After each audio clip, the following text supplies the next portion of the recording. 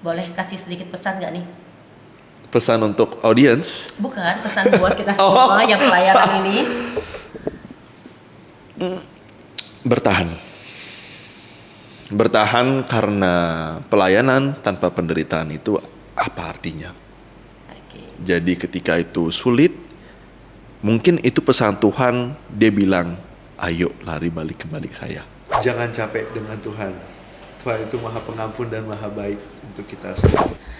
Pikulah kuk yang kupasang dan belajarlah padaku, karena aku lemah lembut dan rendah hati, dan jiwamu akan mendapat ketenangan. Jadi di dalam melakukan pelayanan, kita belajar ya, kita berproses, kita belajar dari Yesus sendiri, kita lemah lembut, belajar untuk rendah hati, karena kita bukan siapa-siapa. Yes. Talenta semua dari Tuhan, kita nggak bisa apa-apa tanpa Dia. 100%. Dan ada juga ya ayat yang mengatakan lebih dahululah memberikan salam. Jadi biarpun kita lebih senior, dimanapun berada, ya kan kita selalu lebih dahulu memberikan salam. Yes. Ya, karena dengan kerendahan hati, kelemah lembutan, segala masalah dapat kita tanggulangi bersama.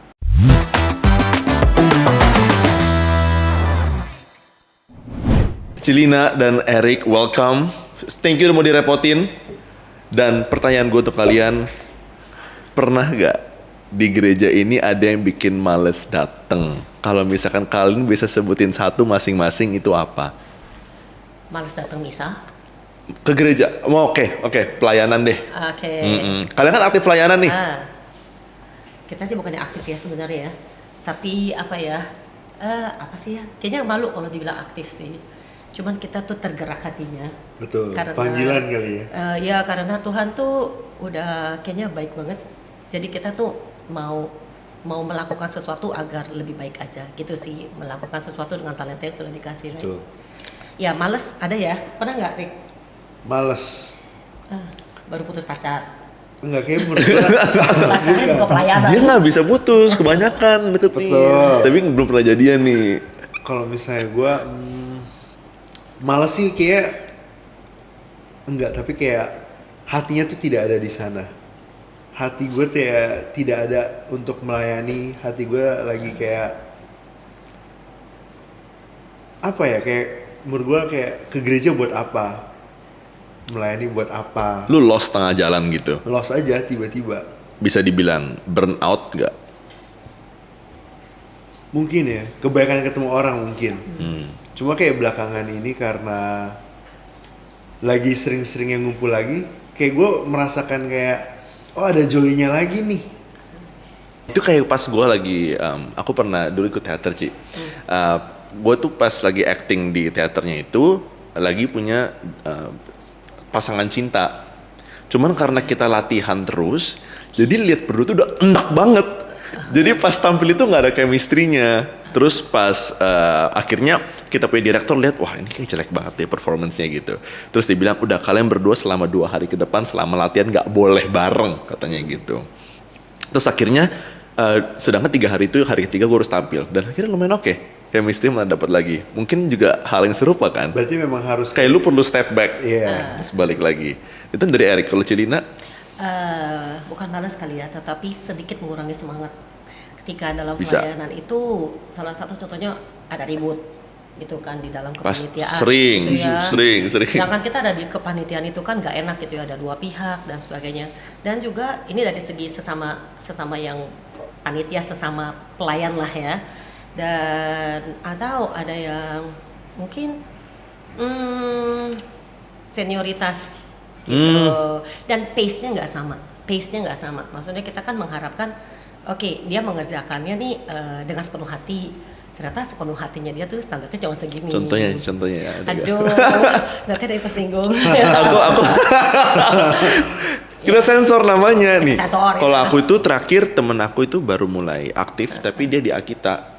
Okay. Terus dia oke lah, minimal udah mau datang ke gereja, bukan sebagai umat doang awam, tapi pengen jadi PU dia. Oke. Terus karena masalah rock lah ya, sering kan kalau cewek ya, habis itu dikomplain, cuman cara komplain itu nggak enak.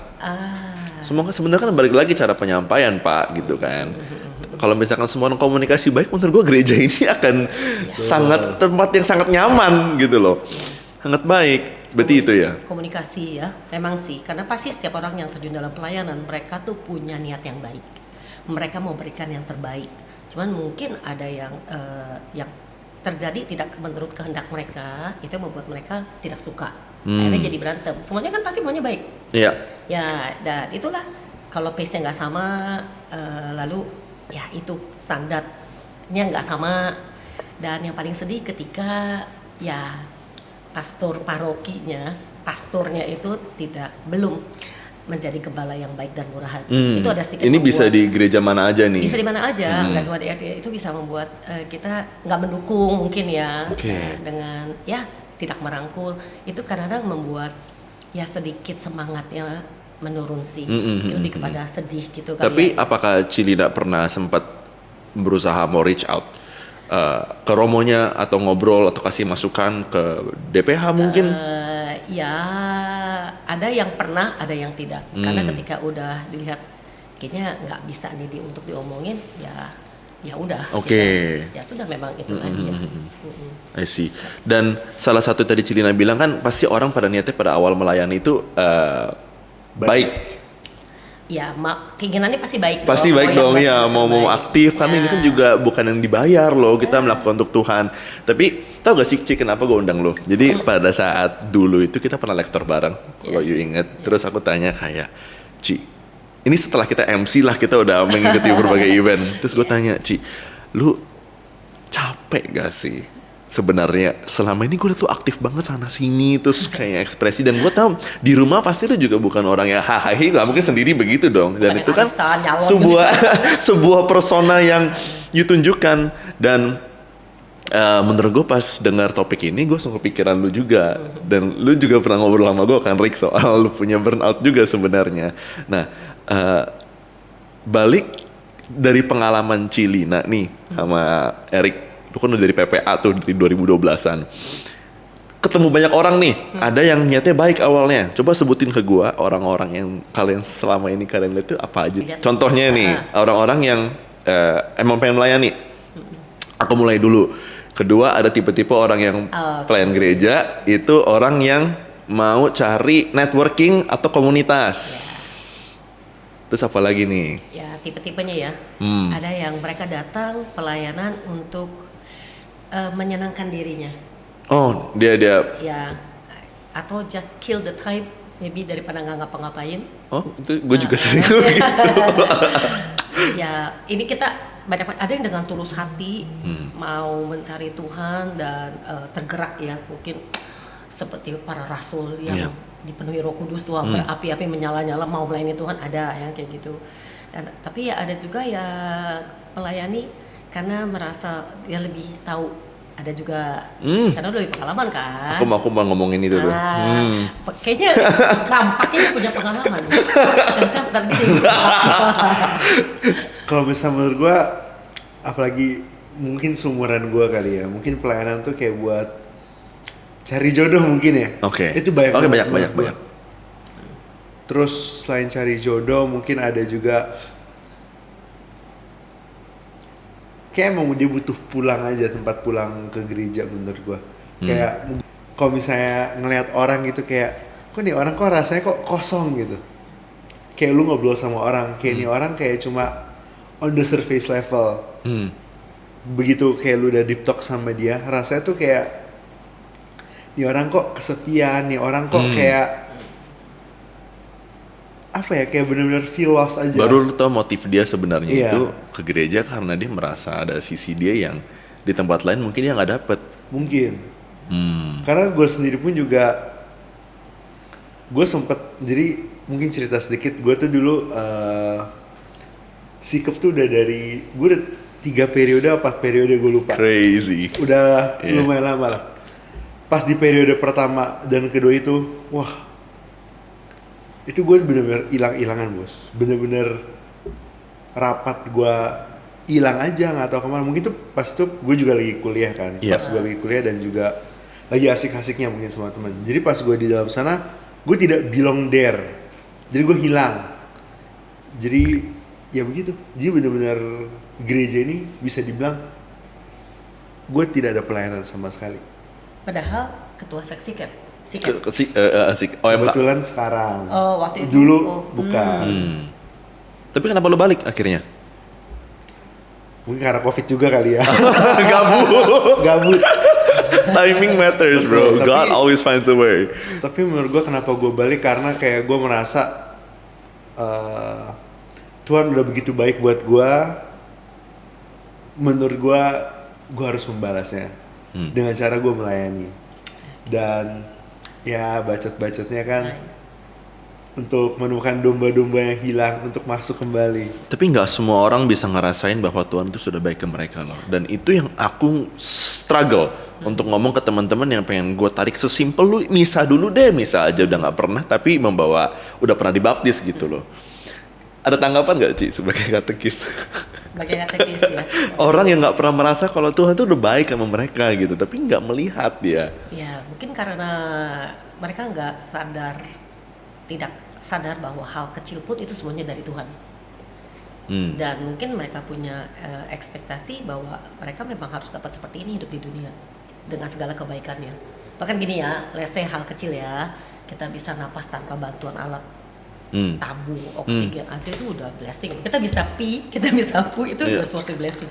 Kita sehat semuanya kan automatically, kita bisa ada ekskresi, kita bisa makan yang enak, dan kita boleh bilang ya kita nih yang saat ini dianugerahi dalam tanda kutip sempurna lah nampaknya, kita bisa do many things, itu udah blessing sih. Iya. Perjalanan hidup ya. Kita bisa melihat, kayak aku aja udah nggak sariawan udah bersyukur gitu. Iya. Aku tuh suka banget sariawan. Iya, sariawannya bersyukur dong. Hal kecil kan. Iya, karena mungkin Tuhan memberikan hikmat untuk jaga kesehatan. Nah itu kan. Banyak orang nggak merasa dicintai Tuhan karena mungkin ekspektasi dia kalau dicintai Tuhan itu kayak begini. Ekspektasinya kalau dia kaya banget, dia handsome banget, dia sukses gitu kan, itu dia baru mungkin bersyukur, baru merasa disayang Bisa Tuhan. dibilang pengetahuan dia tentang siapa Yesus sebenarnya itu bahkan ya kurang berarti dong kalau dia bayanginnya seperti itu. Ya interpretasinya ya mungkin ya. Tapi sebenarnya sejujurnya gue pun dulu juga pas di zaman-zaman dimana waktu itu kan gue ada ikut retret lah, ada sebuah retret di 2018 atau 2019 gitu. Gue merasa kayak Tuhan tuh begitu baik, makanya gue pengen balik lagi ke gereja. Tapi semenjak itu gue merasa kayak gila, gue bernafas aja gue bersyukur, gue bisa ini gue bersyukur. Itu ada feel joy-nya, tapi lama-lama nggak tahu kenapa sering berjalannya waktu hilang semuanya.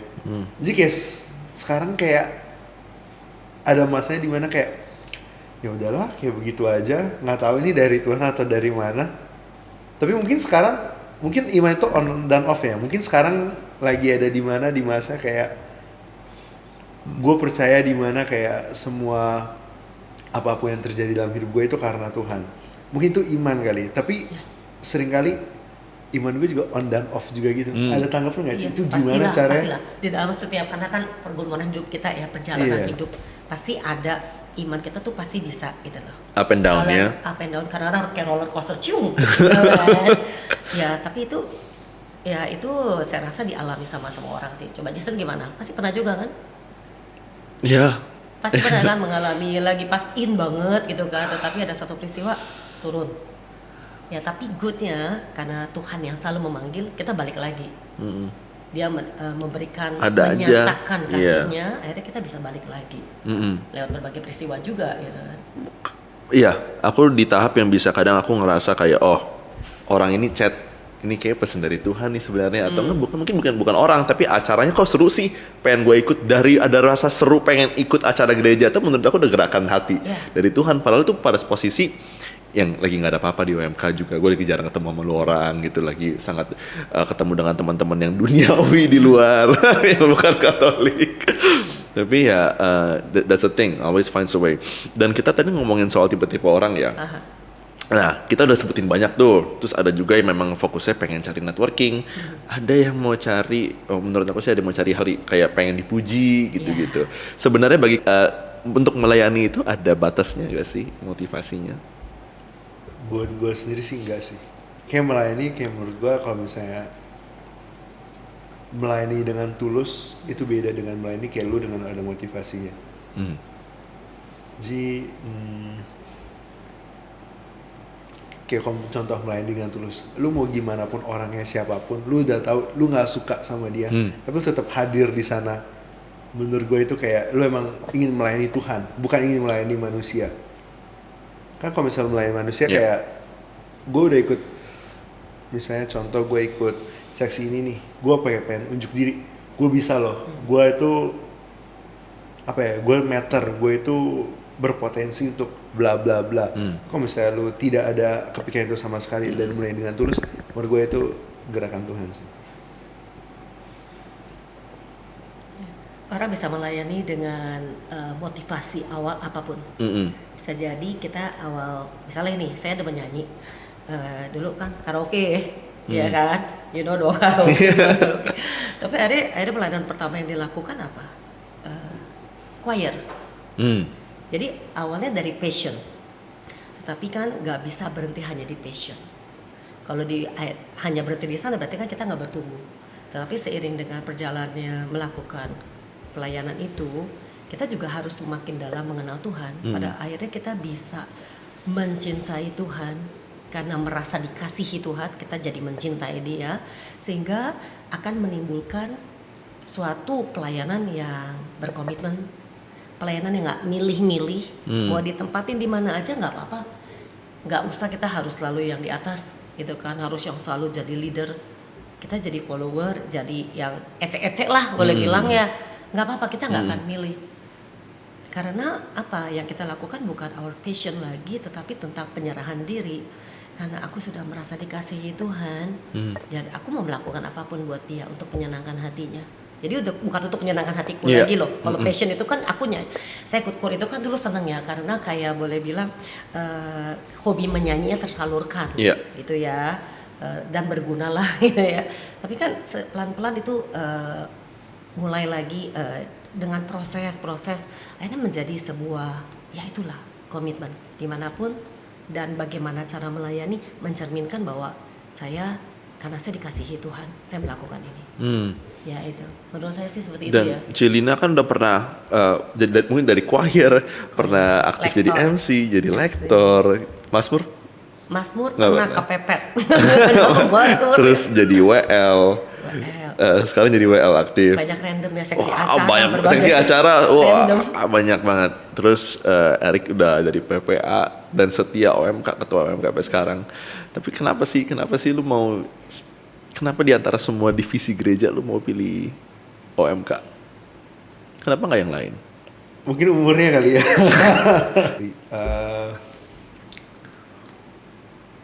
Karena menurut gue sempat kemarin kita ada rekoleksi pengurus sikap sama Remuluki, karena menurut gue OMK itu adalah wajah gereja sekarang, di mana OMK aktif atau tidak kan menurut gue itu melambangkan ya gereja itu aktif atau enggak. Kenapa gue milih OMK? Sebenarnya selama karena ini usia aja sih sebenarnya. Kebetulan gue masih di usia rentang OMK 13 sampai 35 tahun. Mungkin kalau kedepannya disuruh melayani dimanapun, gue masih tetap akan melayani. Mungkin ya kalau misalnya gue masih tinggal di sini, kedepannya mungkin jadi DPH mungkin kali ya. Amin. Tapi enggak. Oh iya, gue pernah DPH ya Celina ya. Gue pernah jadi DPH juga dulu. Iya. Saya pernah jadi sesi kepemudaan.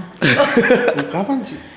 Awal dari gereja itu. Nggak boleh sebut tahun dong. Boleh ketahuan. Beda-beda tipis lah. Jadi itu alasannya, karena memang lagi sekarang difokusnya di sana doang. Iya. Tapi kan OMK juga bisa kemana-mana loh sebenarnya. Betul. Bisa masuk berbagai bidang. Betul. OMK itu kan hanya sebagai orang muda Katolik, pelayanan komunitasnya, itu dari segi usia. Tapi kan pelayanannya bisa katekis, bisa. Belajar bina iman, bisa di pelayanannya. Selain membangun tubuh OMK sendiri, gitu kan, juga tetap outputnya keluarnya ya ke berbagai bidang itu. Betul. Iya, Banyak kok kita punya. Lu juga bina iman. Bina iman. Ada membina iman. Banyak teman-teman OMK kita juga memang kemana-mana arahnya, betul. Iya. Aku ada yang lektor, ada yang liturgi, ada yang apa.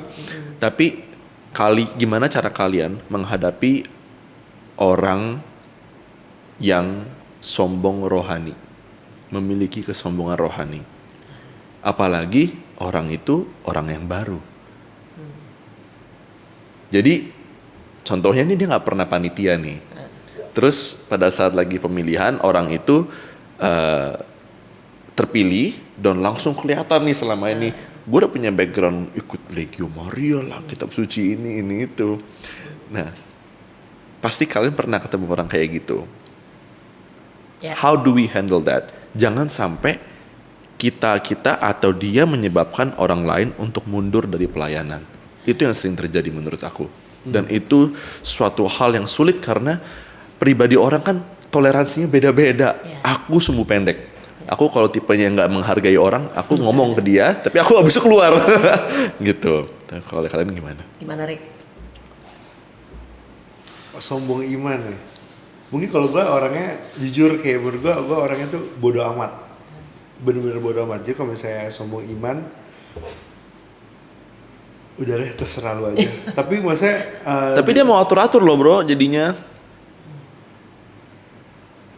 menurut gimana ya? Coba ceritain aja. Dia melempar bola. Disenyumin aja. Disenyumin aja. Ya ada waktunya bisa masuk, kita masuk. Tetapi jujur li nggak bisa kita ngomong dengan kita menekan atau menyinggung kepribadiannya. Tetapi dengan Nggak boleh ngomong ke dia. dengan ketika kita mau kasih tahu ke dia, kita nggak bisa menyinggung kepribadiannya. Oke. Kalau bro lu tuh sombong ya, kagak bisa Oh, lah ya. iya. Tetapi ya dengan cara mungkin disenyumin dulu udah pasti. Kan orang kayak begini butuh pengakuan ya. Dia butuh pengakuan bahwa kita agree bahwa dia good gitu. Dia memang Psychologically. ya. Oke, dipuaskan dulu aja ya. Dia memang oke, good, banyak pengalaman. Tapi yuk kita ada cara lain nih kayak gini-gini. Diberikan kayak masukan, input nih gitu. Gimana ide nih kalau kayak gini gimana? Ya. Tapi kata-katanya harus hati-hati banget nih, benar-benar penyusunannya, penyebutannya. Itu ya. Nadanya. Komunikasi, dengan senyum-senyum sedikit gitu ya.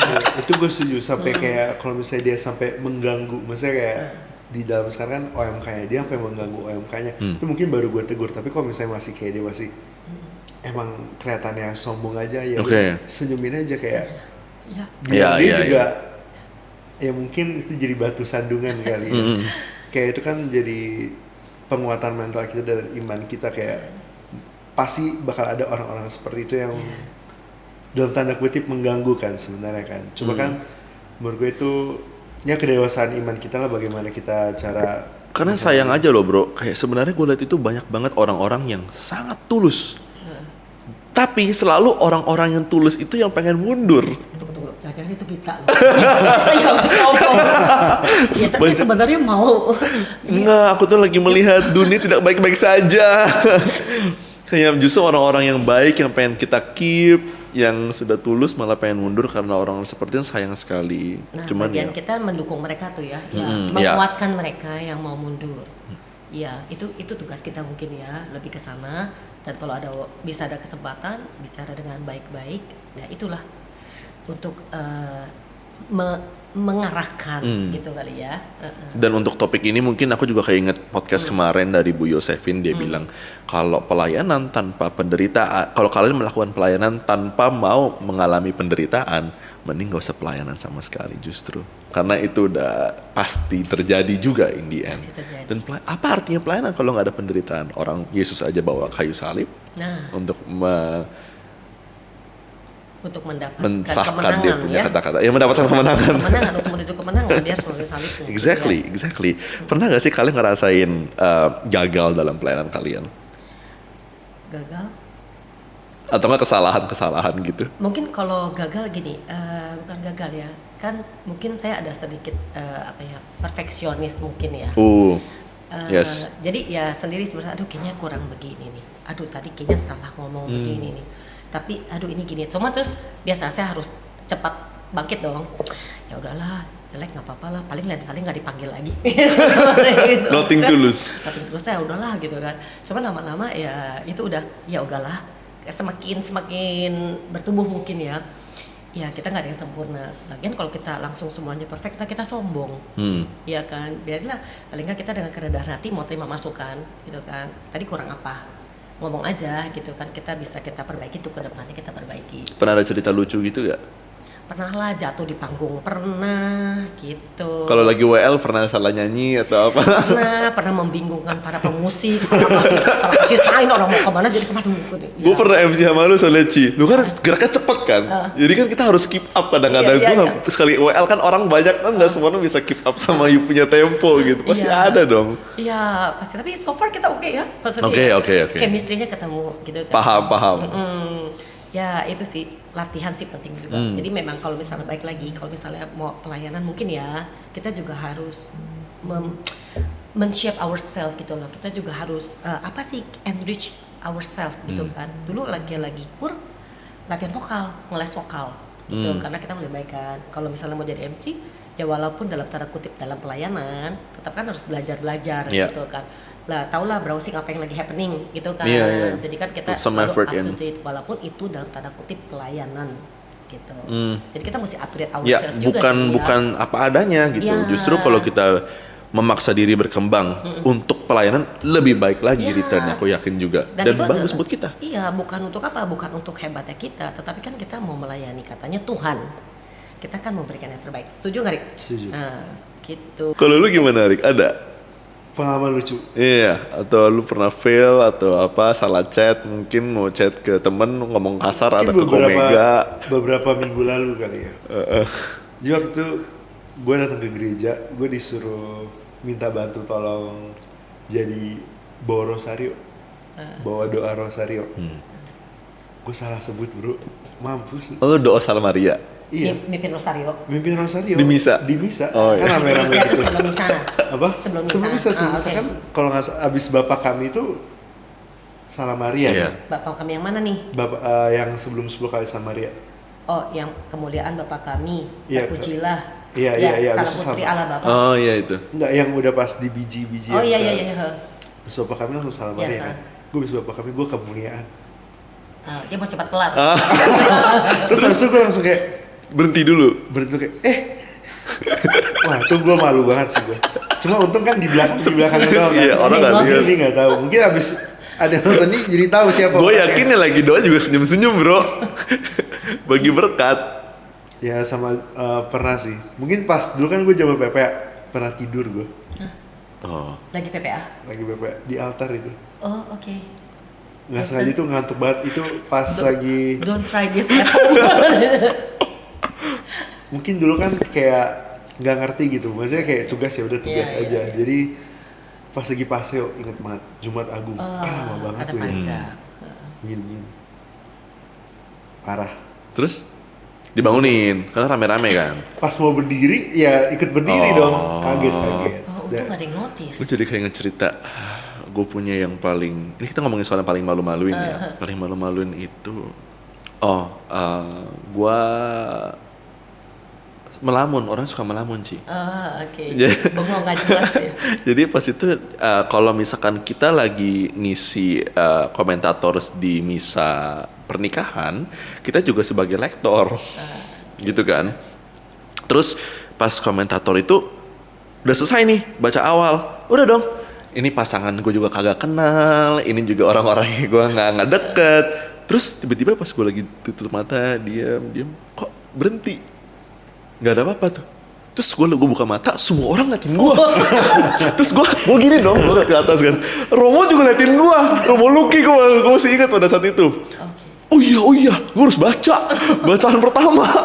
Waduh, gila. Gue langsung naik, kita baca. Wah, keringet dingin, Ya, keringet I feel dinginnya.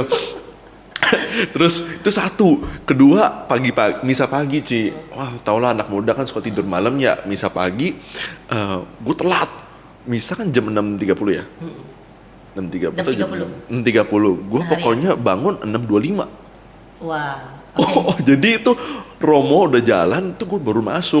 Jadi gue langsung buru-buru langsung dari samping masuk. Nah, terus pas berdiri, mata gue masih belekan tuh, masih kering begitu.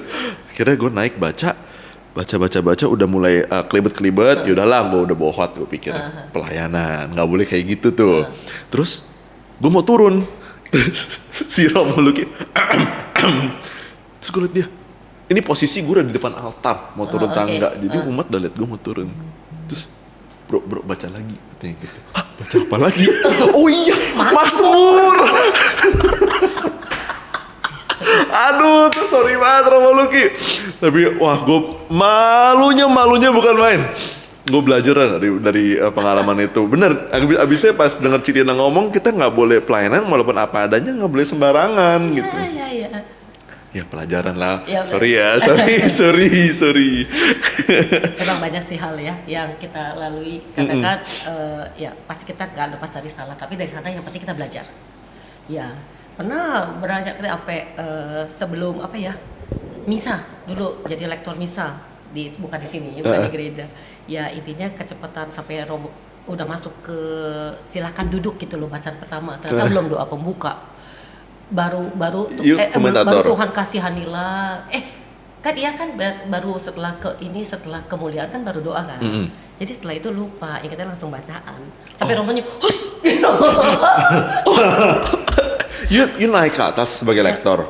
Sebagai komentator. Oh, komentator. Iya, gitu. Jadi udah mempersilahkan umat untuk silakan duduk. Oh my god, hus gitu kan. Oke, belum doa pembuka. Itu sih malu loh. Cuman ya itulah, kita tetap bertahan yang penting ya. Nggak kan banyak orang habis malu langsung jangan mundur, kicet. belajar dari kesalahan. Dan yang paling penting nggak boleh dikata-katain sih Ci. Ya, tetap didukung. Gue pernah terakhir ada juga kejadian telat bangun. Terus pokoknya pas nyampe ini dia. Terus teman-teman yang lain pelayanan, oh ini yang telat bangun. Oh, gue tuh bener-bener udah in the past, ngapain lu ngomongin lagi sih? Gue juga nggak mau kayak begitu. Cuman gue ngerti kalau orang bisa mundur kalau misalkan ya itu kita umat-umat yang ngelihat itu terjadi mengulangi atau men-treat itu hal yang tidak wajar. Ya, mengomentari. Padahal itu hal yang membuat kita malu gitu ya. Ya, kita kan juga nggak mau kayak gitu ya sebenarnya. Jadi berhati-hatilah dalam berkomentar ya. Betul, setuju banget. Walaupun itu bercandaan gitu, tapi berhati-hatilah. Bisa kena di orang. Ya. Kalau kalian bisa ngubah satu hal dalam pelayanan iman di gereja Katolik, bisa ubah satu hal nih. Apa yang akan kalian ubah? Keluarga, pendidikan, pendampingan keluarga. Pendampingan keluarga. Kalau saya, ya. Coba explain, apa itu maksudnya? Ya, karena terjadi, ya kita tuh ya zaman sekarang. Iblis itu kan kita tahu mau menghancurkan gereja, mungkin dia nggak bisa ya, tapi dia mulai dengan menghancurkan keluarga. Dan bagi saya pendampingan keluarga yang mau menikah terlebih, mungkin gereja itu bisa mengambil peran lebih dalam lagi dalam pendampingan, karena kan kita tahu orang lagi pacaran mah happy aja, mikirnya tuh happily ever after, ya Disney movie kali ya kan. Tapi kan ternyata enggak, mereka tuh enggak di pendampingannya, bahwa tahu ini penting, bahwa komunikasi dan banyak hal harus bertumbuh bersama supaya keluarga ini kan dibangun bersama kedua belah pihak kan. Nah ini kan yang sering kali tuh diabaikan sampai ada masalah dari keluarga. Jadi dari kecil, jadi keluarga ini dari anak-anaknya itu udah mulai dipupuk cara berkomunikasi. Tapi bukannya kita udah ada kayak ME gitu-gitu? Itu kan MRT ya. MRT. Iya, itu kan ketika lagi udah mau menikah, discovery pas lagi pacaran. Ini jauh sebelumnya. Jadi pendampingan keluarga dari keluarga ini punya anak kecil, nah itulah. Itu saya rasa ya pendampingan keluarga. Pastornya lebih mungkin romo-romo sebagai gembala yang bisa lebih terjun untuk pendampingan keluarga. Contohnya kayak gimana Ci kalau boleh tahu? Kalau pelaksanaan yang Cilina bayangin mungkin. Ya lebih fokus kepada iman dalam keluarga, dan ini loh gak hanya iman ya, tentang bagaimana seharusnya hidup dan berperan. Ketika setiap anggota keluarga, kan kita anggota keluarga punya peran masing-masing. Ketika mereka tidak melakukan perannya dengan baik, itu pasti ada suatu ketimpangan. Iya pasti. Ada imbalance gitu kan. Satu pihak akan lebih berat dan sebagainya.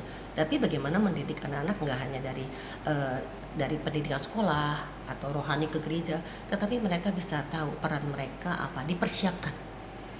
Menurut saya sih. Oke, I agree. Pendidikan rumah. Jadi menurut aku sesimpel di homily diingatkan kembali juga peran semua orang di gereja juga bisa aja Iya. kan. Ya, contoh misalnya ada gini ya, mungkin kalau anak bisa bantu cuci piring misalnya kayak gitu, kita bilangnya thank you ya udah bantu cuci piring, padahal enggak loh, karena cuci piring itu adalah tugas bersama. You mau makan, you cuci piring, you know what I mean? Ya itu kan kayak gitu, itu kan peran supaya kan mereka ketika gede tahu bahwa itu adalah pekerjaan keluarga, pekerjaan rumah yang memang harus dilakukan. Ya itu. Biar nggak membangun anak-anak yang manja juga. Iya, yang dan take it for granted udah ada take yang it for granted. ngurusin ya gitu Yes, kan. yes, yes. Menurut saya sih ya itu perlu sekali di dalam keluarga. Setiap orang tahu menjalankan perannya untuk membangun keluarga ini. Semua orang berperan, termasuk anak-anaknya. Ya itu. Jadi ya ketika ada yang sakit harus bagaimana, ya itulah. Karena kan badai pasti ada, tantangan pasti ada. Bagaimana ketika semua orang berperan mendukung satu sama lain. I agree. Itu sih saya Ya. berharap gitu sih. Ya. Jangan udah parah baru. Sering terjadi itu. Sering seperti itu. Karena yang aku dengar dari teman-teman yang Discovery yang ME kan Marriage Encounter Iya. kan. Itu dia kayak kadang pasangan yang membutuhkan justru malah bukan mereka yang datang gitu. Ya, Kadang kita nggak tahu pasangan-pasangannya karena mereka sendiri juga nggak merasa butuh atau merasa meremehkan mungkin ya, meremehkan kemampuan gereja untuk menolong mereka. Merasa nggak penting. Ntar bisa lah. gitu. Iya, Merasa nggak bisa lah penting. diomongin gitu kan. Iya, merasa gampang sekali berkeluarga itu dengan yang penting cinta. Gitu kan. Cinta nggak bisa bayar uang sekolah. Jelasin bro, jelasin. Iya. Cinta beli beras aja kagak bisa pakai cinta. Rick, sering nggak lu merasa atau lu setuju gak kalau pelayanan itu di gereja Katolik sering menjadi tolak ukur iman? Enggak menurut gua. Pelayanan di gereja Katolik ya. Menurut gua enggak. Karena dengan kita melayani kan juga secara gak sadar kayak mungkin ada beberapa orang yang menganggap kalau pelayanan itu kan adalah bentuk balas kita untuk Tuhan kan ya. So menurut gue nggak mungkin ada orang-orang di sana yang tidak tahu melayani untuk apa sih. Tapi menurut gue kan iman orang tidak diukur dari sana, tapi diukur gimana kedekatan dia dengan Tuhan, seberapa percaya dia dengan Tuhan, seberapa dia mengandalkan Tuhan di hidupnya. Bukan berarti orang yang seperti itu tidak melayani. Malahan kadang bisa orang yang jarang melayani tanpa kelihatan di luar itu jauh lebih baik dibanding orang yang melayani. Betul. Jangan Mungkin salah aja Pak. orang Ya, yang melayani itu bisa menumbuhkan rasa sifat kita yang sombong, arogan kayak kita tahu semua tentang iman Katolik. Tapi untuk di luar sana yang belum pernah melayani tapi menurut mereka hubungan dia dengan Tuhan dekat, apaan sih? Kenapa lu pelayan gereja tapi kok malah sombong, tapi kok malah tidak mencerminkan Tuhan Yesus? Iya. Apalagi kalau itu orang tua. Ya akhirnya anak-anaknya ngelihat gitu. Cilina sering melihat seperti itu. Ya, orang macam-macam sih. Macam-macam. Tapi saya percaya. Diplomat sekali ya, wah. Diplomatis. Cuma saya percaya rahmat Tuhan akan bekerja. Apapun motivasi awalnya, ya Tuhan pasti akan menggiring, supaya mereka pun bertumbuh dalam iman. Itu sih ya. Betul nggak? Mendingan dia sombong di gereja daripada dia sombong di tempat lain. Dia paling nggak kan dia kalau ke gereja dia pasti ada disentil-sentil dikit lah. Itu kan lewat firman Tuhan, gitu kan, lewat sesama pelayan, dan itu kan akan membentuk dia lebih indah lagi. Ya. Kalau praise and worship berarti ya. Iya. Itu setiap hari apa, Ci? Saat ini saya yang rutin itu di komunitas Friday with Benedictus, which is itu sebenarnya per 2 bulan sih. Per 2 bulan. Oh, 2 bulan sekali. Friday Growth, ya, per 2 bulan sekali. Ini kan komunitas kategorial ya. Mereka mandiri sekali dan ya mereka hanya bisa per 2 bulan. Karena mereka full band kan. Anak-anak muda nih ngeband gitu kan. Tetapi ya mengundang khalayak umum sih untuk datang. Mereka perlu keluar duit. Ya, mereka harus mengupayakan, karena kan soal sistem di aula kan tidak apa ya, tidak bisa lah Oh, untuk harus band. sewa yang Jadi lebih- harus sewa mixer. iya, sewa Mereka tipe lain. mandiri mengupayakan itu Oke, dari ngerti konsep lah. masing-masing. Untuk itu karena kan tidak di support pendanaan dari gereja kalau untuk kelompok kategori. Di bulan depan tanggal 10 Juli itu ada Romo Eko Wahyu. oke. Ya, 10 Juli itu di Aula KKN Friday with Benedictus akan mengadakan Friday Growth dengan pembicaranya beliau. Kalau di Jumat ini Romo Interesting. Juju. Wah itu yang daftar terakhir aja udah rame banget. Oh iya Kayak war tiket konser ya kemarin. Crazy bro. Pakai war nggak? Pakai war.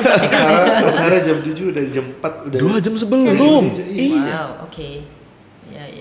Wow, amazing ya. Gue baru tahu sedampak itu, gue aja kayak dateng nggak ya, malas tuh. Oke, kalau yang kemarin nggak kebagian, tanggal 10 Juli lah. Yes, Boleh bisa. mampir. Dan terbatas slotnya ya. OMK ada kegiatan apa bro?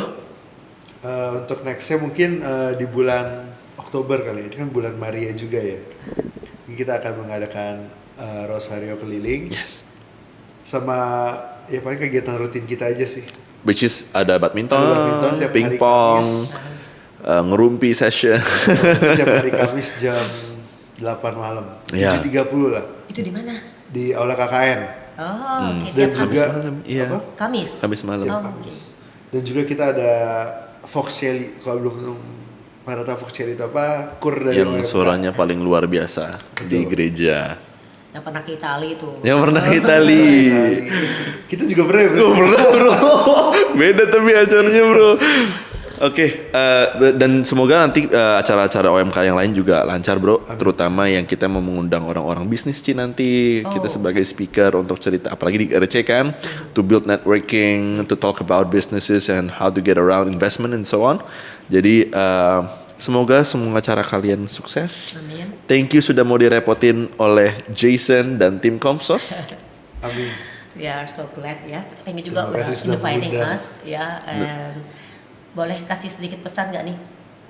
Pesan untuk audience. Bukan, pesan buat kita semua yang pelayaran ini. Bertahan. Bertahan karena pelayanan tanpa penderitaan itu apa artinya? Oke. Jadi ketika itu sulit, mungkin itu pesan Tuhan, dia bilang, ayo lari balik ke balik saya. Wow. Oke. Amin. Amin. Itu yang bisa saya ngomong. Jarang-jarang gue ditanya balik. Ini gantian hostnya. Kalau Erik gimana? Boleh dong? Boleh dong, boleh. Jangan capek dengan Tuhan. Tuhan itu maha pengampun dan maha baik untuk kita semua. Oke. Dan Cilina, terakhir. Saya juga harus menjawab pertanyaan saya ya. Oke, saya suka dengan ayat di Matius 11 ayat 29 yang B ya itu ya, bahwa belajarlah daripadaku, aku ini lemah lembut dan rendah hati. Oke, saya bacakan ya. Nih, saya bacakan komplitnya. Pikulah kuk yang kupasang dan belajarlah padaku, karena aku lemah lembut dan rendah hati, dan jiwamu akan mendapat ketenangan. Jadi di dalam melakukan pelayanan, kita belajar ya, kita berproses, kita belajar dari Yesus sendiri, kita lemah lembut, belajar untuk rendah hati, karena kita bukan siapa-siapa. Yes. Talenta semua dari Tuhan, kita nggak bisa apa-apa tanpa 100%. Dia. Dan ada juga ya ayat yang mengatakan lebih dahululah memberikan salam. Jadi biarpun kita lebih senior, dimanapun berada, ya kan kita selalu lebih dahulu memberikan salam. Yes. Ya, karena dengan kerendahan hati, kelemah lembutan, segala masalah dapat kita tanggulangi bersama. Ya, dapat kita lalui. Oke, Rick. Amin. Oke guys, dengarkan baik-baik and see you next time in the next episode. Bye-bye.